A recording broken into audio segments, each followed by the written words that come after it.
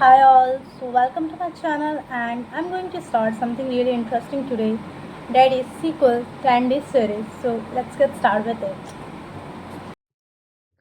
Hello everyone, welcome to my SQL series. Today we are going to see what is SQL, what is database, and difference between before and after SQL, and at the end we will do some practical. So let's get started. सबसे पहले SQL का full form होता है structure query language. ये एक ऐसी language है जो डेटाबेस के साथ कम्युनिकेशन करने के लिए यूज होती है। इसकी हेल्प से हम डेटा को स्टोर, मैनेज, अपडेट और रिट्रीव काफी इजीली कर सकते हैं। अब समझते हैं डेटाबेस क्या होता है। डेटाबेस एक ऑर्गेनाइज कलेक्शन ऑफ डेटा होता है जहां इंफॉर्मेशन प्रॉपरली स्टोर रहती है। फॉर एग्जांपल, किसी कंपनी का employee detail, salary record, customer data, ये सब डेटाबेस में काफी इजीली स्टोर किया जा सकता है। Now let's understand the difference between before SQL and after SQL. पहले companies manually file system use करती थी, जैसे एक्सेल शीट्स या फिर सेपरेट फाइल। डेटा अलग अलग जगह स्टोर होता था, जिससे इनकंसिस्टेंसी क्रिएट होती थी। अगर किसी स्पेसिफिक रिकॉर्ड को फाइंड करना हो तो बहुत टाइम लगता था, बिकॉज रिट्रीवल प्रोसेस स्लो था। और डुप्लीकेट या इनकरेक्ट डेटा का इशू भी कॉमन था, जिससे डेटा इंटीग्रिटी मेंटेन करना डिफिकल्ट होता था। बट सीक्वल और डेटाबेस आने के बाद ये प्रोसेस काफी इजी हो गया। अब डेटा स्ट्रक्चर फॉर्मेट में टेबल के अंदर स्टोर होता है। क्वेरीज की हेल्प से हम सेकंड में डेटा को फेच कर सकते हैं। कंसिस्टेंसी मेंटेन रहती है और डेटा सिक्योर और रिलायबल भी होता है। Now let's do some practical, how to create the data, how to create table and insert data into that, and how to drop the database. For practising I am using the SMS. आप कोई भी online sequel compiler या फिर माई sequel use कर सकते हैं। So let's get start with creating database. For creating the database we are going to use the command which is create database। अब हमें डेटाबेस का नेम डिफाइन करना है, तो मैं उसका नाम दे देती हूँ suppose TCS.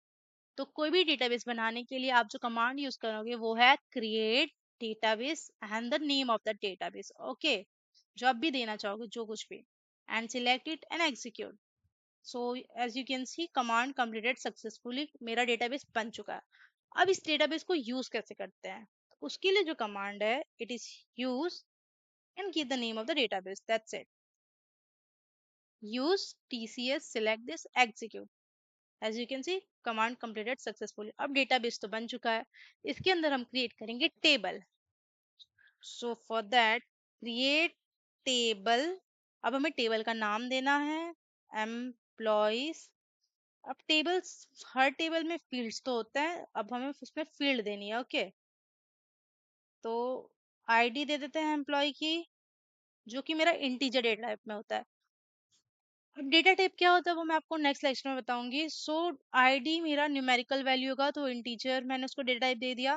Then name of the employee, जो कैरेक्टर होंगे, तो varchar 255। Then age of employee, जो फिर एक इंटीजर होगा। जेंडर ऑफ द एम्प्लॉय, जो कैरेक्टर होंगे फिर, एंड सिटी।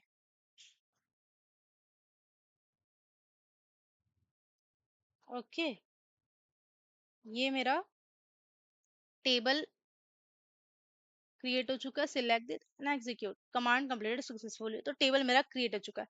अब उसमें देखूंगी कैसे मेरा टेबल क्रिएट हो चुका है। फॉर दैट अब हमें इस टेबल को सिलेक्ट करना पड़ेगा। अब सिलेक्ट कैसे करते हैं इस टेबल को, मुझे अगर दिखाना हो तो उसके लिए कमांड है select star. Star means all, मतलब टेबल में जितना कुछ है मुझे सब बताइए आप। सिलेक्ट ऑल फ्रॉम, कहाँ से, कौन से टेबल से, एम्प्लॉय, तो give the name of that table employees. Select all from employ, select this and execute. So आप देख सकते हैं ID, name, age, gender, city. ये मुझे टेबल, एम्प्लॉय टेबल में हम कुछ वैल्यू इंसर्ट करेंगे। For that use the command insert into. कहाँ पे, कौन से टेबल में हम इंसर्ट करेंगे, employees. So insert into employees values. क्या क्या वैल्यू हमें देनी, इंटीजर। तो इंटीजर मैंने एम्प्लॉय आईडी फर्स्ट दे दी, उसका नाम डिफाइन करना है। Let's give the name Priya, काफी कॉमन नेम है इंडिया में। देन एज डिफाइन कर देते हैं 25, वो इंटीजर, जेंडर होगा उसका female, then city Delhi. Okay, ये मैंने बनाया and select this and execute. तो वन रो इफेक्टेड इफेक्टेड हुआ। अब ये आया है कि नहीं इसमें, let's see. Select all from employee, as you can सी। सो यहाँ पे मुझे डिटेल सारी